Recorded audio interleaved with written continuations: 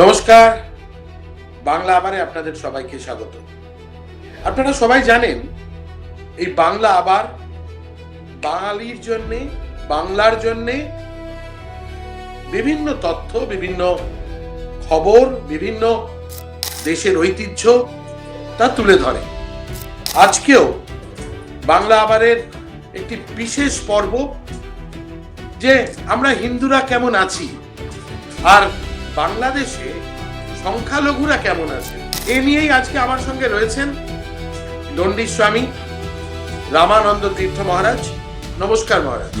নারায়ণ নারায়ণ নারায়ণ। আমরা হিন্দুরা ঠিক কেমন আছি? দেখুন, আপনাকে হিন্দুরা কেমন আছি বা হিন্দুরা কেমন আছে এই বিষয়ে বলার আগে আমি বলবো যে আমরা কতজন প্রকৃতভাবে হিন্দু আছি। তার কারণ হলো, হিন্দু যে ধর্ম, এই হিন্দু ধর্ম তার কোনো নির্দিষ্ট একটি ধর্মগ্রন্থ না থাকলেও হিন্দু ধর্মের প্রামাণ্য শাস্ত্র, যা তাদের জীবনযাপন, পূজা অর্চনা, কর্মকাণ্ড, অনুষ্ঠান, জ্ঞান, ইতিহাস এবং ভবিষ্যৎ পর্যন্ত লিপিবদ্ধ করে দিয়েছে, সেই প্রামাণ্য যে চতুর্শাস্ত্র অর্থাৎ বেদ, পুরাণ, স্মৃতি এবং আগম, এই চতুর্শাস্ত্রের উপরে ভিত্তি করে হিন্দুদের যে আইডেন্টিটি বা পরিচিতি, সেই পরিচিতিকে এক্সপ্লোর করে তদনুরূপ জীবনযাপন হিন্দু করছে কোথায়, এবং হিন্দু এই তদনুরূপ জীবনযাপন করছে না বলেই আজকে আপনাকে যে শো আজকে করতে হচ্ছে, যে বিষয়টা, এই শোটা দেখলে বা আপনার যে প্রথম প্রশ্নটা, এটা দেখলে প্রত্যেকেই বুঝতে পারবে যে হিন্দুরা আদতে কেউই ভালো নেই। তাই জন্যই আজকে এই প্রশ্নটা আমাদের করতে হচ্ছে বা আমাদের মধ্যে থেকে উঠে আসছে। হিন্দুরা যদি ভালোই থাকতো তাহলে হঠাৎ করে ওয়ান ফাইন মর্নিং তো একজন সিনিয়র জার্নালিস্ট রামকৃষ্ণ সিনহাই প্রশ্নটা আমাকে করতো না। তো হিন্দুরা আদতে ভালো নেই, তার কারণ হচ্ছে কি, আমরা যা জানি ধর্ম রক্ষতি রক্ষিত, ধর্মকে আমরা রক্ষা করব এবং সেই ধর্মই আমাদের রক্ষা করবে। আমরা ধর্মকে রক্ষা করছি না, ধর্ম রক্ষার ক্ষেত্রে আমরা ব্যর্থ। এই কারণে যেরকম একটি নদী ভাঙন হলে সেখানে বাঁধ দিলে সেই বাঁধের মেরামত নিয়মিত রূপে করতে হয়, তাকে মেনটেন করতে হয়, নাহলে বর্ষাকালে তার বাঁধটা যদি ভেঙে যায় জলের তোরে, তাহলে গোটা গ্রাম বা অঞ্চলের নিকটবর্তী গ্রামগুলিকে প্লাবনে ভেসে যেতে হয়। আমরাও সেরকম অধর্মের অত্যাচার বা অধার্মিকদের অত্যাচারে ব্যতিব্যস্ত হয়ে গিয়েছি, কারণ আমাদের রক্ষা করার জন্য যে ধর্মরূপী বাঁধ, সেই বাঁধের সঠিক রক্ষণাবেক্ষণ আমরা করছি না। যার প্রমাণ আপনি দেখবেন এই বিগত সময়ে যে যে অনুষ্ঠান আচারগুলি হয়ে গেল। দেখুন, বড়দিন পালন হলো, বেশি দিনের কথা না, 3 দিন আগে বড়দিন পালন হলো। তা বড়দিন যীশু খ্রিস্টর জন্মদিন হিসেবে পালন করেছে কতজন আছে বলুন তো? তা যে যীশু খ্রিস্টের ভাবধারা জেনে বুঝে বা সেটাকে সেলিব্রেট করার জন্য পালন করেছে। অনেকে দেখবেন রামকৃষ্ণ মিশনেরও যিশু পূজা নিয়ে অনেক প্রশ্ন করে, তো তারা কেন পূজা করে সেটা তাদের একটা বক্তব্য আছে অ্যাটলিস্ট। সেটা আমি একজন দশনামী শঙ্করাচার্যের পরম্পরার সন্ন্যাসী হয়ে সেটাকে আমি ঠিক বলবো কি ভুল বলবো সেটা পরের কথা, দ্যাট ইজ ডিফারেন্ট টপিক। কিন্তু তাদের কাছে একটা তাদের বক্তব্য রয়েছে বা একটা অবজেক্টিভ রয়েছে। বাকিরা তো সবাই পেলেল্লাপনা ফুর্তি করে। তো গড়পড়তা হিন্দু যেখানে দেখছি আমাদের রাজ্যে দিনে দিনে ডেমোগ্রাফিটা বদলে যাচ্ছে, এবং এই ডেমোগ্রাফিটা বদলাচ্ছে এমন একটি সেমেটিক ধর্মের সাথে, যে সেমেটিক ধর্মের লোকেরা যেখানে যেখানে ডেমোগ্রাফি বদলে তাদের ধনবিস্ফোরণ ঘটিয়েছে, সেখানে সেখানে অন্যান্য ধর্মের লোকেরা অত্যন্ত বিপদে পড়েছে। সেইখানে দাঁড়িয়েও আমাদের মধ্যে কোনো রকম হেলদোল নেই। আমরা একটা গড্ডালিকা প্রবাহে গা ভাসিয়ে চলেছি এবং আমরা বুঝতে পারছি না যে আগামী দিনে আমাদের ভবিষ্যৎটা কি হতে যাচ্ছে। মহারাজি, একটা প্রশ্ন এখানে করতে চাই আপনাকে। সেটা হচ্ছে, এই মুহূর্তে দাঁড়িয়ে আমাদের দেশের কথা তো একরকম, আমাদের রাজ্যের চেহারা একরকম, ডেমোগ্রাফি একরকম, তার চরিত্র, তার চেহারা সেটা একরকম, কিন্তু পাশের রাজ্য, পাশের দেশ প্রতিবেশী দেশ, সেই প্রতিবেশী দেশে হিন্দুরা সংখ্যালঘু হিসেবে সেখানে যারা আছে তারা অত্যন্ত এই মুহূর্তে অত্যাচারিত হচ্ছেন, ভয়ঙ্কর খারাপ অবস্থায় আছেন। আমরা কয়েকদিন আগেই দীপু দাসের কথা সারা পৃথিবী জুড়ে ছড়িয়ে পড়েছে, সেই নৃশংস দৃশ্য দেখেছি। হিন্দুরা, ভারতীয়রা, এবং আমি হিন্দুদের কথাই বেশি করে বলবো, তারা অনেক বেশি সহনশীল। টলারেন্স এই শব্দটা ঠিক কোথায় গিয়ে যেন মনে হচ্ছে ফিকে হয়ে যাচ্ছে না, কি বলবেন? দেখুন, হিন্দুরা যে এতটা টলারেন্ট, এই টলারেন্ট কিন্তু হওয়াটা, সেটা কিন্তু হিন্দুদের যে বুনিয়াদি নেচার যেটা বা ধর্ম, তার থেকে বিরূপ।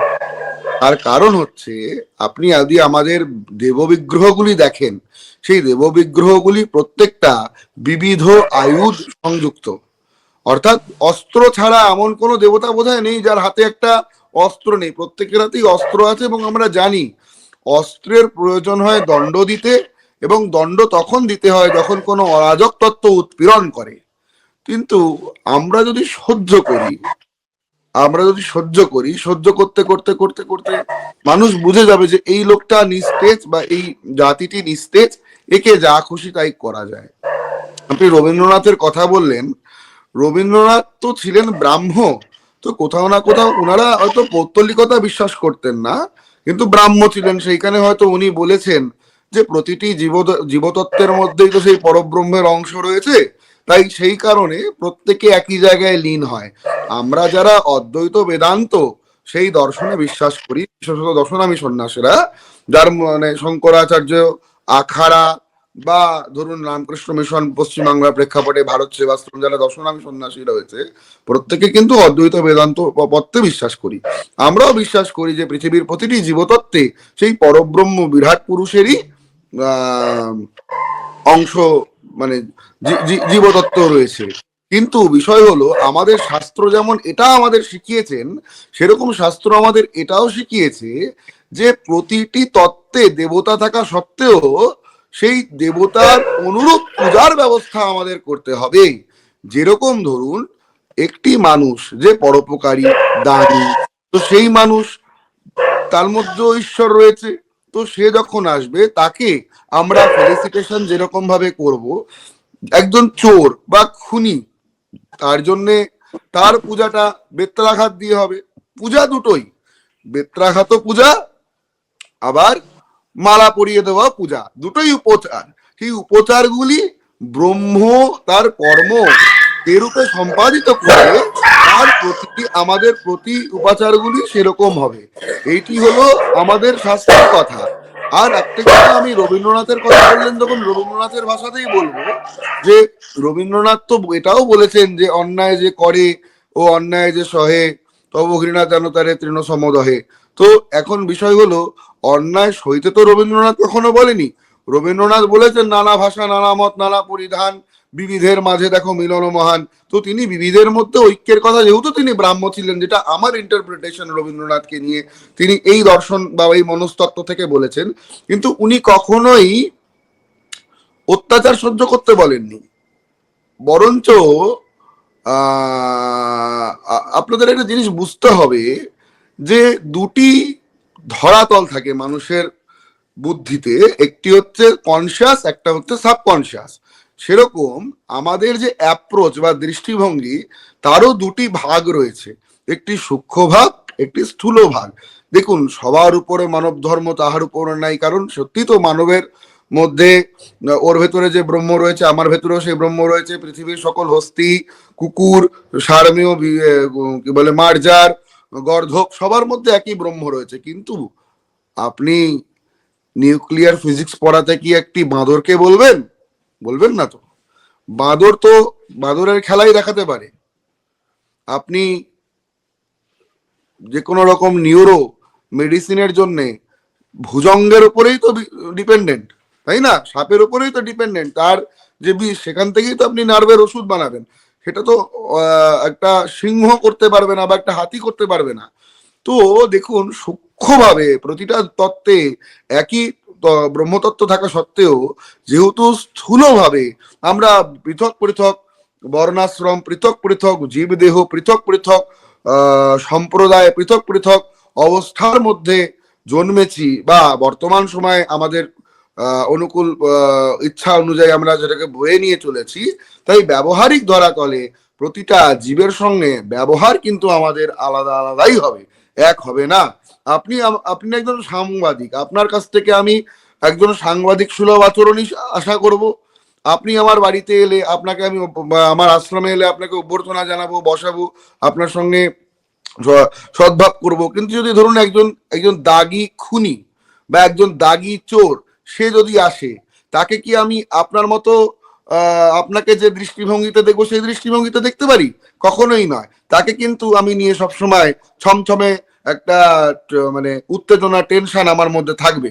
সেই রকমই বাংলাদেশে শুধু নয়, গোটা পৃথিবীর প্রেক্ষাপটে এই যে একটি সেমেটিক রিলিজিয়ন ইসলাম, এই ইসলামের যদি আমরা ইতিহাস দেখি, এই ইসলামের ইতিহাস, আমি এখানে মানে পরিসংখ্যানগত ভাবে বলছি, এখানে উদ্দেশ্য প্রণোদিত ভাবে কাউকে ছোট করা বা বড় করা বা কাউকে অপমান করার কোনো ইচ্ছে আমার নেই, সেটা আমার কাজও নয়। কিন্তু পরিসংখ্যান যা বলছে, যে পরিসংখ্যানগত ভাবে ইসলামের এটা ক্যারেক্টার, যে তারা যেখানে যেখানে ঢুকেছে সেইখানকার যা বুনিয়াদি জনগোষ্ঠী, সেই বুনিয়াদি জনগোষ্ঠীগুলিকে একেবারে সমূলে বিনষ্ট করে দিয়েছে সাংস্কৃতিক ভাবেও, যেটা বাংলাদেশে এখন চালাচ্ছে। দেখুন, বাংলাদেশ এবং ভারত এই দুটি দেশ এমন ভাবে অবস্থান করছে একের ভিতরে একের মতো, এবং আমাদের দেশ থেকে সেই দেশটি বিচ্ছিন্ন হয়ে গিয়েছে, সেই ভূখণ্ডটি বিচ্ছিন্ন হয়ে গিয়েছে। এটি কিন্তু খুব বেশি দিনের ব্যাপার নয়, এটি হচ্ছে 47 সাল, মানে এই আজকে 78 বছর, 77-78 বছর হতে চলেছে। এখন বিষয় হলো, বাংলাদেশের যে জনমানুষ, তারা শাহজালালের পরবর্তী সময় থেকে মুসলমান হয়ে গেলেও তাদের 3-4 পুরুষ 5 পুরুষ আগে তো প্রত্যেকেই হিন্দু, এবং তারা যেটা মানে, এবং সাংস্কৃতিগত ভাবে এখনো বাংলাদেশের জনমানুষ কিন্তু হিন্দু এখন। কারণ তারা দেখুন, এই যে পিঠে পুলির রান্না করে, তাদের ফুড হ্যাবিট, তাদের পোশাক আশাক, তাদের যে বলার ভাষা, বাংলা ভাষাটা, সেই বাংলা ভাষাটা তো সংস্কৃত ভাষারই একটি এক্সটেনশন, তাই না? এটা তো ভারতীয় বুনিয়াদি ভাষাগুলিরই একটি। তারা তো একদম আরবি বলে না বা ফার্সি বলে না। তো এখন বিষয় হলো, মুশকিলটা কোথায় হয়ে গিয়েছে, দেখবেন সৌদি আরবে বা জর্ডান বা ধরুন গালফ কান্ট্রিগুলোতে যেখানে ইসলামের জন্ম, এই ইসলামের জন্ম যেখানে, সেইখানকার যারা মানে ট্রেডিশনাল মুসলমান রয়েছে, তারা কিন্তু বুঝতে পারছে, তারা আস্তে আস্তে নিজেদেরকে মডারেট করছে, এবং ধীরে ধীরে ধীরে ধীরে তাদের মধ্যে শিক্ষা ব্যবস্থা, তাদের জীবনযাত্রার মান উন্নত হচ্ছে। তারা গ্রেটার ইন্টারন্যাশনাল ট্রেডকে উৎসাহ দিচ্ছে। নারীর যে প্রতি যে সংকীর্ণতা, হ্যাঁ, নারীর প্রতি যে সংকীর্ণতার বিষয়গুলি রয়েছে, সেই সংকীর্ণতার বাঁধনও ধীরে ধীরে শিথিল হচ্ছে, এবং আপনি দেখুন আস্তে আস্তে কিন্তু এই দেশ উন্নতির দিকে যাচ্ছে। স্বাধীনতার আগে পর্যন্ত এটা একটাই রাষ্ট্র, এবং সেখানকার ভাষা আজও সংস্কৃত থেকে, প্রাকৃত থেকে তার রুট। ফলে সেই যারা আজকে অন্য ধর্মাবলম্বী, তারা আজও পর্যন্ত কনভার্টেড এই শব্দটা যদি আমরা বলি, তাহলে বোধহয় অনেক বেশি যুক্তিপূর্ণ হয়। ফলে আজকে সেখানকার তারা তাদের ধর্ম নিয়ে থাকুক, আমাদের কিছু বলার নেই। কিন্তু এই যে একটা অদ্ভুত ন্যারেটিভস তৈরি হয়েছে আজকে, যে হিন্দু নিধন করে ভারতকে চাপে রাখা, ভারতের ওপরে একটা আলাদা প্রভাব তৈরি করা, এটা আমার মনে হয় যে অজ্ঞানতা থেকে বোধহয় তাদের সমস্যার শুরু। এবং শুধু তাই নয়, আজকে যারা ভারতকে চাপে রাখার পলিসি তৈরি করে, যাদের বিশ্ববাজারে অর্থনৈতিক পরিকাঠামো অত্যন্ত দুর্বল, আমাদের ঠিক পাশে আরেকটি দেশ আছে, সেই দেশের নাম পাকিস্তান। সেই পাকিস্তান নামক দেশটি আজকে অর্থনৈতিক সমস্যায় জর্জরিত। সেখানকার গমের দাম যেখানে গিয়ে দাঁড়িয়েছে তারা নিজেরা বুঝতে পারছে, তারপরেও এই যুদ্ধ বিগ্রহ, তারপরেও হঠাৎ করে ভারতের ওপরে তাদের অদ্ভুত রাগ, এবং ভারতের অর্থনীতি তাদেরকে আজও সাপোর্ট দিয়ে চলেছে বিভিন্নভাবে, এবং তাদের কোভিডের সময়ে ওষুধ পাঠানো থেকে শুরু করে সবকিছু। সুতরাং প্রশ্নটা এখানেই থাকছে বা এখানেই ওঠে যে এটা কি শুধুমাত্র ঈর্ষা থেকেই এই জায়গা তৈরি? এত ঈর্ষা কেন করা যায়? আপনি দণ্ডী স্বামী, শঙ্করাচার্য পরম্পরার আপনি একজন, শিক্ষা দেবার কাজ আপনার। আপনার কি মনে হয়, আপনি বেশ কয়েকদিন আগে সে প্রশ্নে যাব, আগে জেনে নি যে শিক্ষাটা কি সম্পূর্ণ হয়নি এই দুটি দেশে, বাংলাদেশ এবং পাকিস্তান দুটির ক্ষেত্রেই? পাকিস্তানের কথা নাই বা ধরলাম, কিন্তু অন্তত বাংলাদেশের কথা যদি ধরি, মহারাজ প্লিজ। দেখুন, আমি একটা কথা আপনাকে খুব পরিষ্কার বলে দিই, হয়তো আমার কথাগুলো শুনতে একটু খারাপ লাগবে, কিন্তু সত্যিটা তো সত্যি। কোনো কিছুর জন্য সত্যিকে অস্বীকার তো করা যায় না। দেখুন, রসুন একটাই, কোয়াগুলো কোথাও বড়, কোয়াগুলো কোথাও ছোট। আপনি যেটাকে বলছেন অশিক্ষা, আপনি অতি শিক্ষিত আমাদের দেশের প্রাক্তন উপরাষ্ট্রপতি ডক্টর হামিদ আনসারি, তিনি যখন তার ক্ষমতা ছাড়লেন, তার আগে পিছে তার কিছু কিছু মানে কার্যক্রমগুলো যদি আপনি একটু মেমোরাইজ করেন, স্মৃতিমন্থন করেন, আপনি দেখবেন অনেক কিছুর মিল পাবেন। তো এবং আপনি বাংলাদেশেও যারা এই ধরনের কাজ করছে তাদের মধ্যে কি সকলেই অশিক্ষিত? তাহলে ওদের দেশে যে এই বুয়েট সব থেকে বড় বিশ্ববিদ্যালয়, বা ধরুন চিটাগং বিশ্ববিদ্যালয়, ঢাকা বিশ্ববিদ্যালয়, বা অন্যান্য যে প্রফেসর বা অন্যান্য সিভিল সার্ভেন্ট কৃতকরা রয়েছে, তারাও তো খোলাখুলি এই ধরনের একই সুরে গলা মেলাচ্ছে। তো এইটা কখনোই শিক্ষা অশিক্ষার ব্যাপার নয়। আমি আবার আপনাকে বলছি যে রসুন একটাই, কোয়াগুলো বড় বা ছোট। একটা কথা আপনাকে মনে রাখতে হবে, কথাটা হচ্ছে হিন্দু কোনো একটি নির্দিষ্ট বই বা কোনো একটি নির্দিষ্ট পয়গম্বর বা প্রফেট এর সাথে যুক্ত নয়। বিবিধতা, বহুত্ব হিন্দুদের মধ্যে অতি প্রাচীন, মানে শুরু থেকে এখন পর্যন্ত বিস্তৃতি লাভ করেছে, সংকীর্ণতা পায়নি।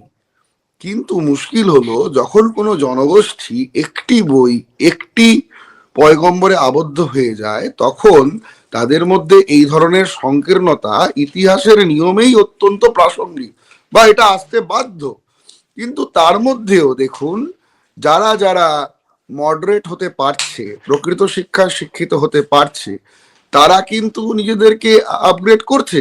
কিন্তু মুশকিলটা হলো কি জানেন তো, বাংলাদেশে বা পাকিস্তানে, যেগুলি ধরুন আমাদের একদম ভারতের পাশে দুটি রাষ্ট্র, সেই দুটি রাষ্ট্রের মানে যারা রয়েছে এইখানে, সত্যি কথা কি অশিক্ষার একটা ব্যাপার আছে, অশিক্ষার হার ওখানে অত্যন্ত কম। দেখুন, বাংলাদেশে মুসলমান কারা হয়ে গিয়েছে? বর্ণ হিন্দুরা কোনোদিনই মুসলমান হয়ে যায়নি। বাংলাদেশে যারা বর্ণ হিন্দু মানে ব্রাহ্মণ কায়স্থদের কথা বলছি, আর যে পশ্চিমবাংলায় এত যে মানে পূর্ববঙ্গের লোকেরা থাকে, এরা কারা? এরা তো মূলত আপনার ব্রাহ্মণ কায়স্থ, বা ধরুন গন্ধবণিক, স্বর্ণবণিক, বৈশ্য বর্ণ পর্যন্ত রয়েছে। হ্যাঁ, নমশূদ্র বর্ণ যেটা ছিল, নমশূদ্র বর্ণের একটি অংশ ভারতবর্ষে এসছে, একটি অংশ মতুয়া বা এই ধরনের সম্প্রদায়গুলির মধ্যে বিভক্ত হয়ে ভারত বাংলাদেশের সীমান্তবর্তী অঞ্চলে রয়েছে।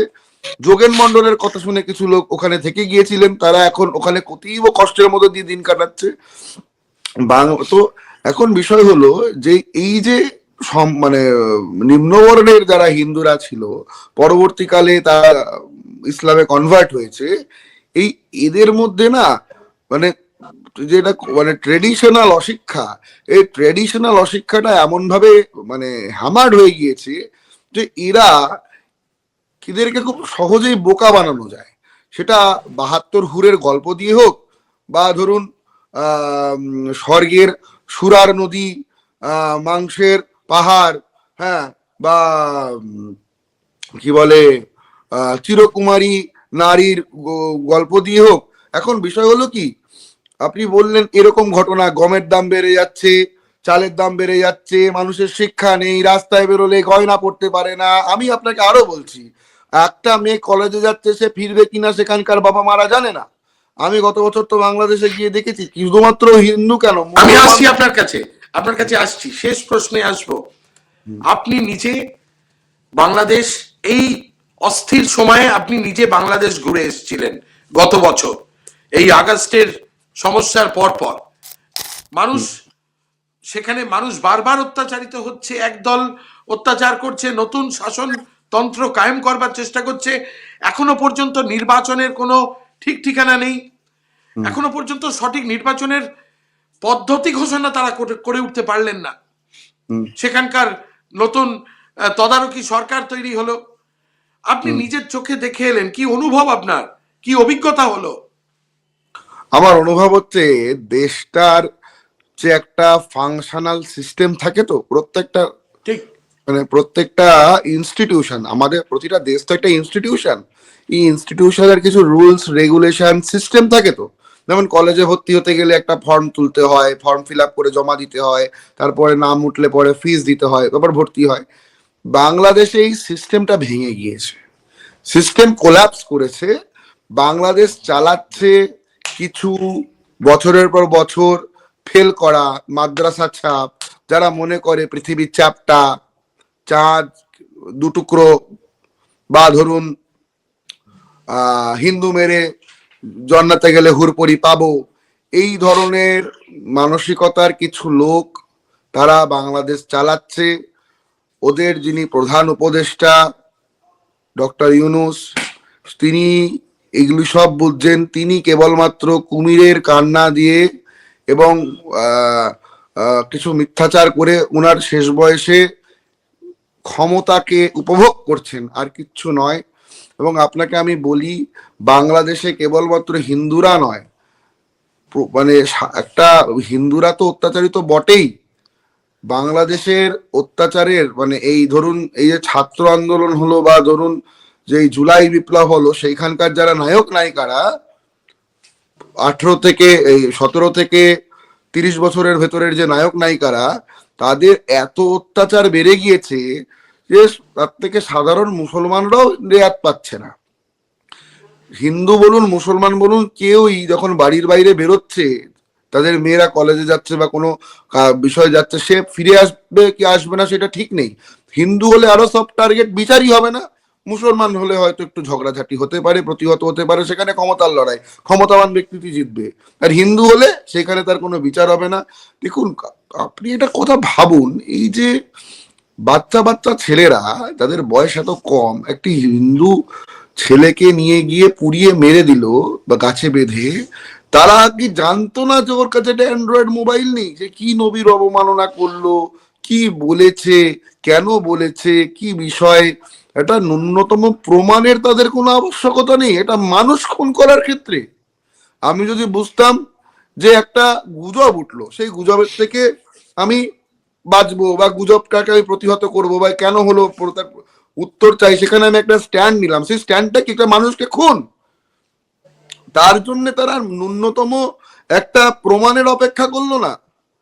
তার মানে দেশটা আমার একদম যেটা নিজস্ব উপলব্ধি, দেশ গোল্লায় যাক, আমরা খেতে পাই কি না পাই, আমাদের হাঙ্গার ইন্ডেক্সে আমরা কোথায় যাই কোনো দরকার নেই, আমাদের কত জায়গায় মান সম্মান গেল দরকার নেই, বিজ্ঞান বইগুলো কি অবস্থা হলো দরকার নেই, কেবলমাত্র ইসলাম সুরক্ষিত থাকলেই আমরা সুরক্ষিত।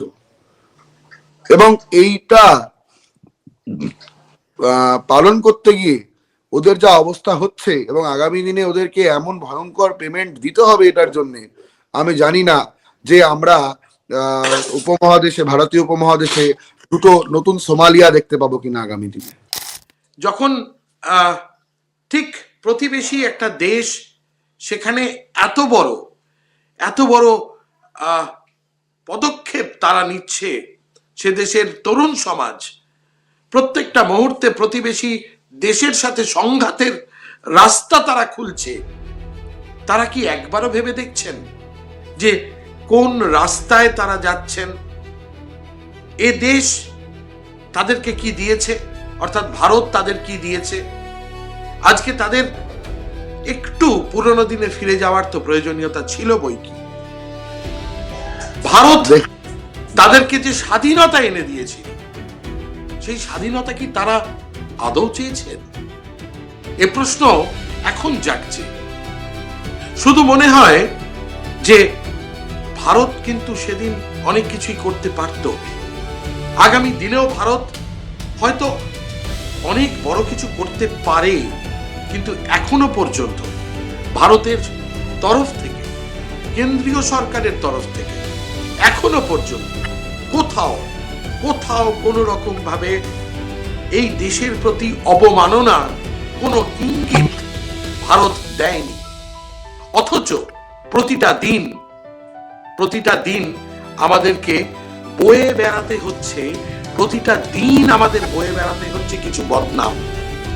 আমাদের ভারত প্রতিটা দিন এই অশিক্ষা, অন্ধকার, পুতিগন্ধময়তার মধ্যে দিয়ে, সহনশীলতার মধ্যে দিয়ে চলছে। তার মানে এই নয় সহনশীল ভারত প্রতিবাদ করতে জানে না।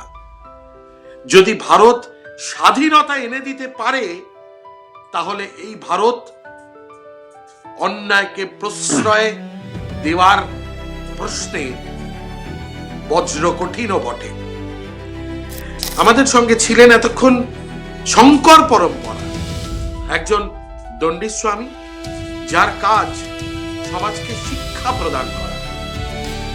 তিনি স্পষ্ট করে বললেন ঠিক কিভাবে আমাদের দেশ চলছে, দেশের বাইরে প্রতিবেশী দেশ হিন্দুদের ওপর অত্যাচার করছে, আর কি হওয়া উচিত অত্যন্ত দর্থক ভাষায়।